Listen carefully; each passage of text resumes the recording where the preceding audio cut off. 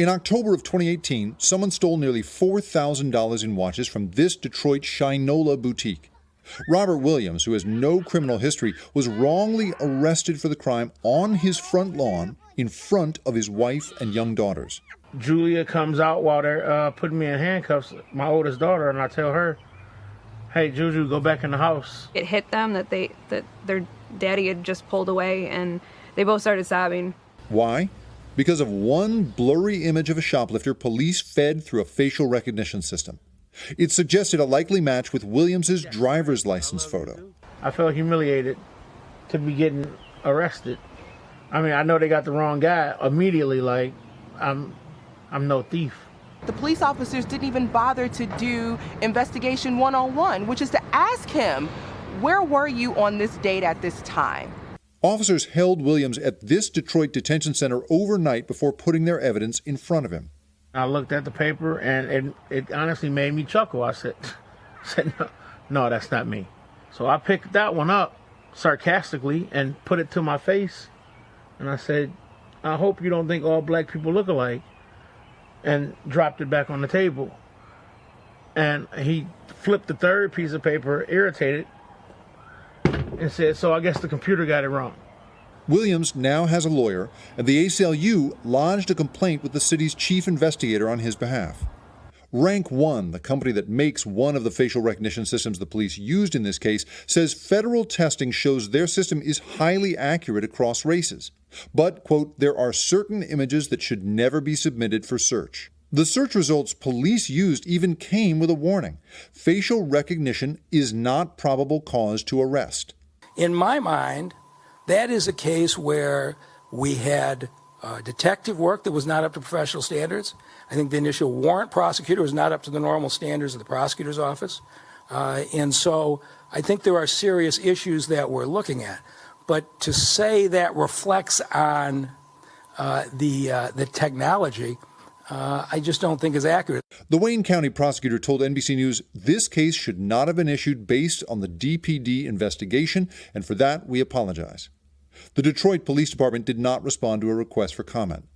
The department still uses facial recognition, but new policies limit its use to violent crimes and home invasion, and require that two experienced examiners independently agree with a match. But in several studies, researchers have concluded that facial recognition algorithms, in fact, more often misidentify black faces than white faces, and that the technology often amplifies bias rather than fighting it. Several companies have declared a moratorium on selling the technology to police. Cities like San Francisco and Boston have banned it. And this week, Democrats introduced legislation to ban its use by federal law enforcement and reduce funding to state and local police that use it. I was fingerprinted and mugshotted before anybody asked me one question. It's a rush to judgment. Like, could you imagine if this was a rape case? Misidentification can lead to a permanent arrest record, failed background checks, and much worse.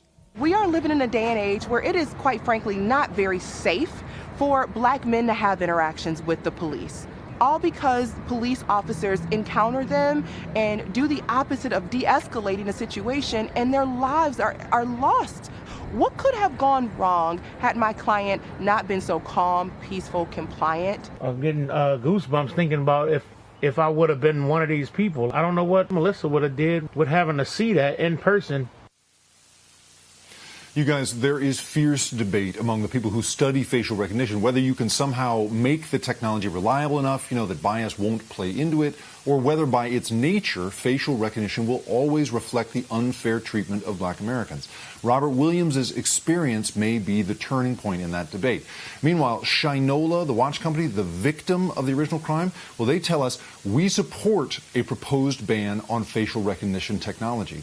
And Williams says he's received no direct communication, much less an apology from the police or the district attorney in this case. Jake, if there was a way, some way to perfect the system to make it on point, do you think that just solves the problem outright?